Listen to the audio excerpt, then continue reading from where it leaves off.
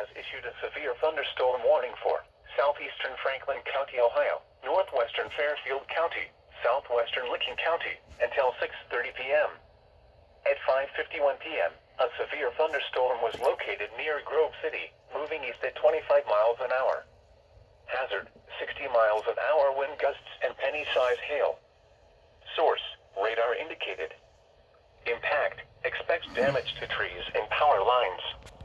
Locations impacted include Columbus, Reynoldsburg, Grove City, Gahanna, Pickerington, Bexley, Pawhuska, Canal Winchester, Groveport, Summit Station, Whitehall, Etna, Grandview Heights, Obetz, Lithopolis, Urban Crest, Valley View, Carroll, Lockbourne and Bryce.